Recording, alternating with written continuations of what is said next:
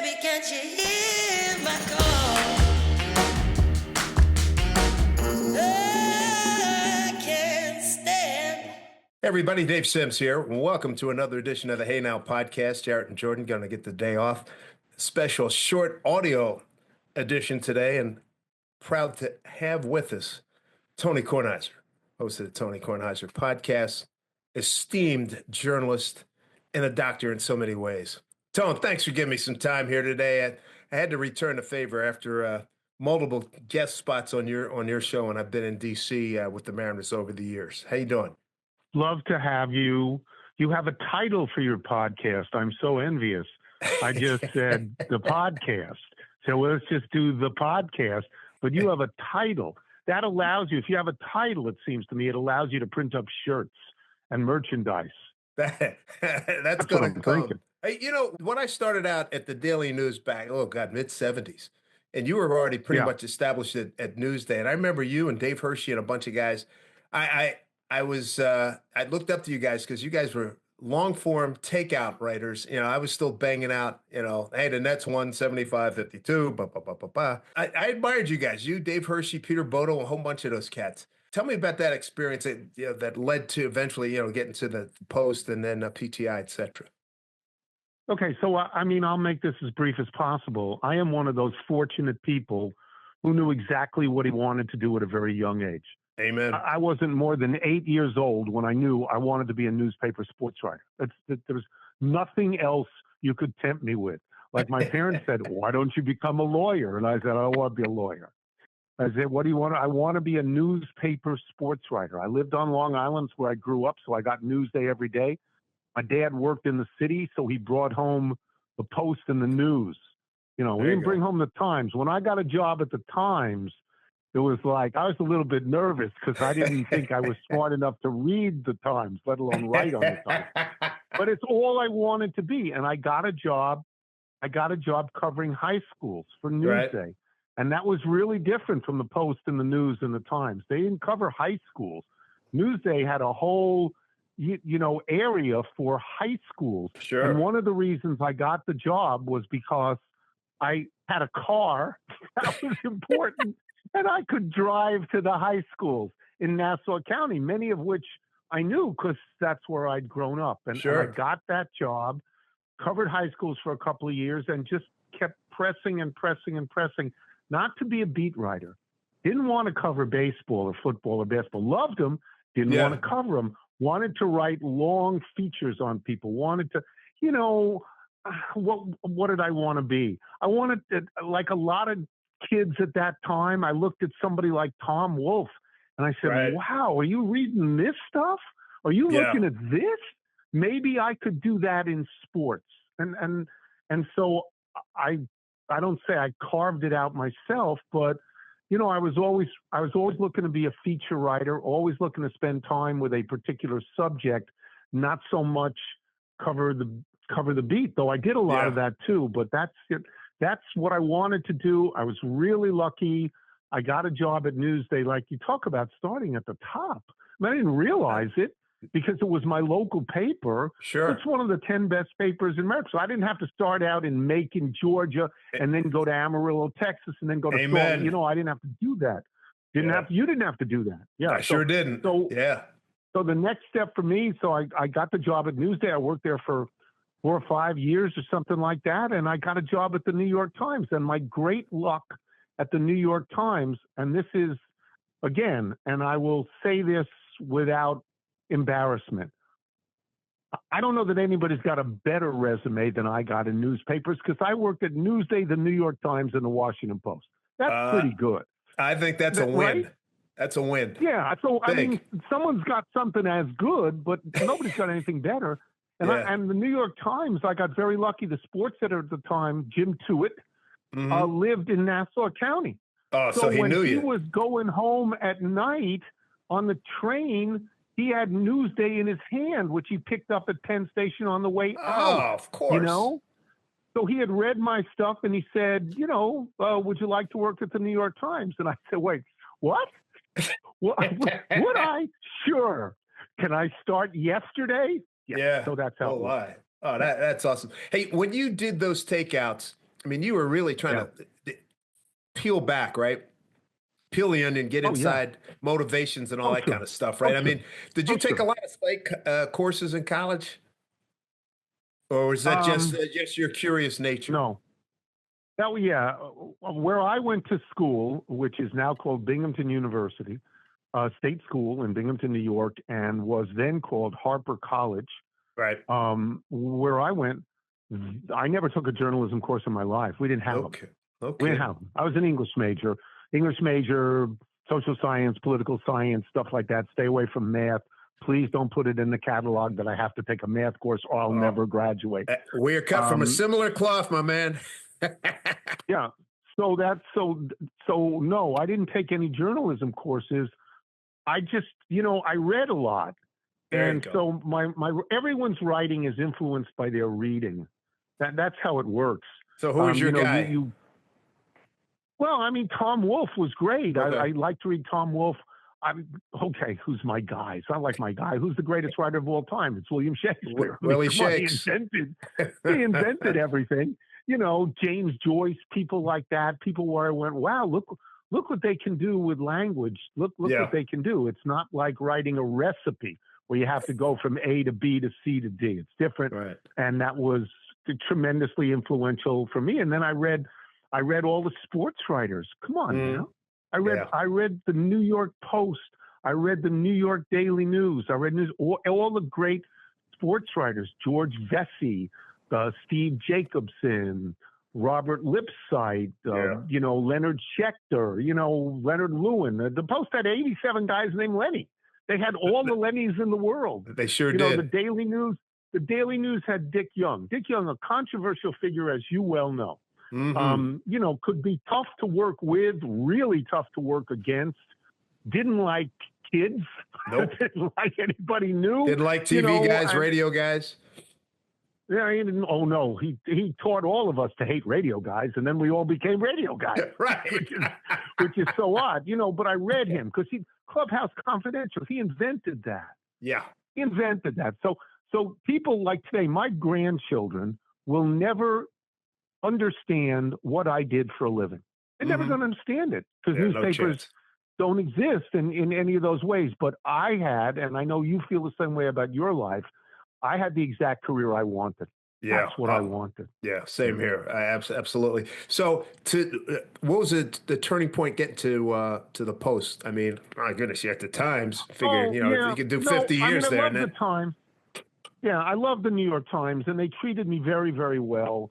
There were never any complaints, but I was almost 30 years old, and I'd never really lived anywhere but New York. Gotcha. And I just thought there's something else. And in that period of time, in the mid to late 1970s, now I'm working at the best paper in the world, the New York Times.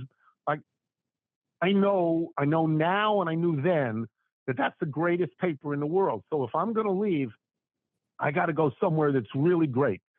And at that period of time, Woodward and Bernstein were doing Watergate. 1973, right? So 4, 5. Post, yeah. So the Washington Post had an allure and had a certain stature that I felt if I went there, I was not, I was making a trade. I was making an even trade in my mind, and I was going to get to go someplace, live somewhere other than New York. And I was very attracted to Washington and the Washington Post, because I will say this, as great as the New York Times was and is, the Washington Post sports section at that time, if you had to rank the sports sections in the country, the top three probably at that time would be, in any order you want, the Boston Globe, the LA Times, the Washington Post. Would you agree with that, Dave? Yeah, absolutely. Yeah, we're talking. Yeah, So, I mean, I was on my way up. I was, I was watching you progress. I know exactly that time period for sure. Yeah. So I went. I'd never lived anywhere else, and I thought, let's try this. And the Times said you could always come back, which was very nice of them to do. And in fact, made me an offer down the road at one point. And I declined because my life had gone in a different direction. But then I went to the Washington Post and loved it. And I'm one of those, I think, fairly rare people that left New York City and without regret. I mean, I'm very happy where I am. Yeah. Very happy living in Washington. Very happy. Yeah. Yeah, no, you've carved it out, man. It's been really good. So you and Wilbon, when did that chemistry start at the Post? Okay, so like I get to the Post in 1979, in the summer of 1979, and Wilbon has an internship either that year or the year after out of Northwestern. And I immediately like Wilbon. Wilbon is one of the most likable people in the universe. No doubt. And I'm writing a column. Actually, I'm not even right at that point. I'm not even writing a column. At that point, I'm working in the style section and the sports section, for a couple of months at a time. And I have what I think is the greatest job in the world. That changes in 1984. But Wilbon gets there. I like Wilbon.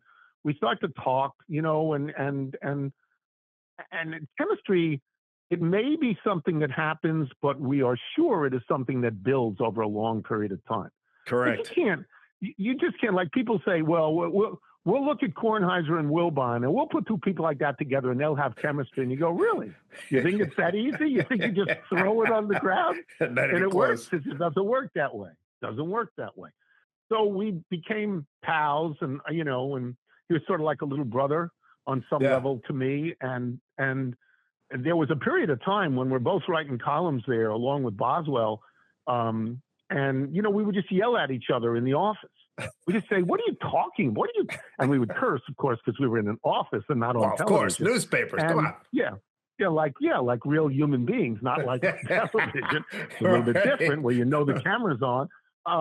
So when the PTI show finally started, people didn't, when it came, every newspaper has televisions in it to see what's going on.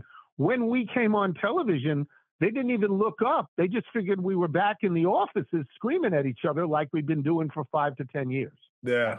That's how that happened. Yeah. What's been the most fun you've had in radio / podcasting world? I mean, because how many years you have at PTI now? Or PTI and radio, so you've got like 40 plus years, right? Okay, so I started doing radio, which was the great gift.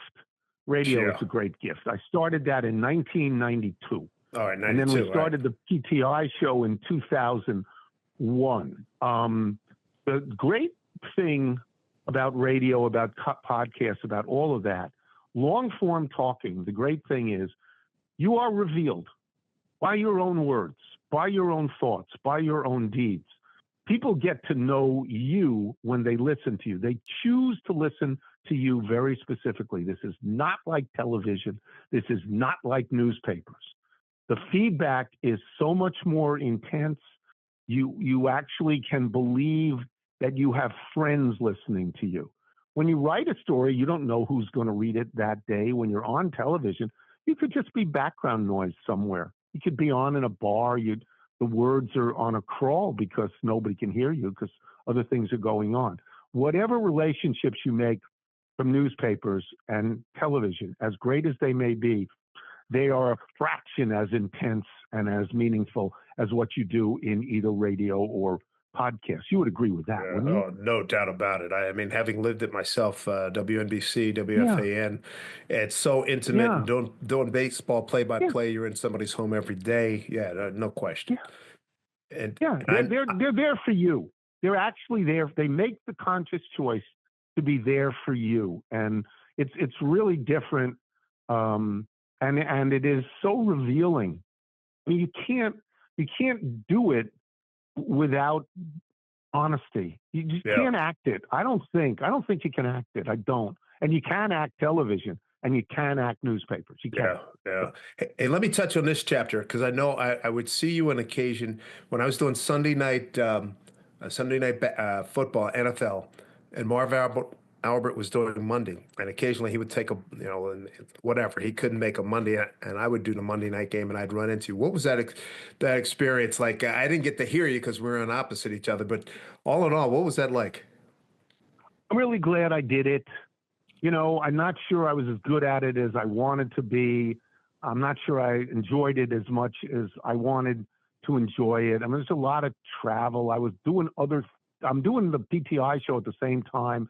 At one point, I was even trying to do newspaper columns at the same time. I was trying to do everything there was. And it, I don't know. I'm really, really glad they gave me the opportunity. I think I was okay. I wasn't Howard Cosell. I mean, nobody is Howard Cosell. Really glad I did it. But to me, the PTI show is exactly tailored to who I am. Yeah. It just is. Yeah, no question about it. Hey, last thing, you're the creator of the Bandwagon Column. If you could write one today, what would it be about? About the Washington football team. Okay. Because that's what it was. Mm-hmm. That's what it was 32 years ago, whenever it was. It's interesting because, people remember it. People remember that I wrote it and called them, just started out first week of the season. First week of the season, they beat the Lions 45-0. 45-0. And I thought to myself, what the hell? Let's jump in. Let's say they're going to win the Super Bowl. Let's just start it right now. They're going to win the Super Bowl. I don't think the name Bandwagon came around till the second or third week. And people said to me, well, Barry Sanders didn't play. And I said, do you think he was going to score 7? Let me know if you really thought he was going to score 7 touchdowns by himself, because I don't think so. And they turned out to be a great team. They lost 2 games, I think, by a total of 4 or 5 points. They went the distance, and we milked it every single week. And we had stickers that were available for people's cars. And every letter that came into me, I tried to mention someone's name and did it in a very informal manner. Right. With the knowledge that, of course they're going to win the Super Bowl. Well, what do you think? Of course. And they did. They actually won the Super Bowl and won the whole thing. And the Washington Post printed up, they reprised every single column, every single one, and gave it away to people. And I thought, you know what, Tony? You're never going to do this again.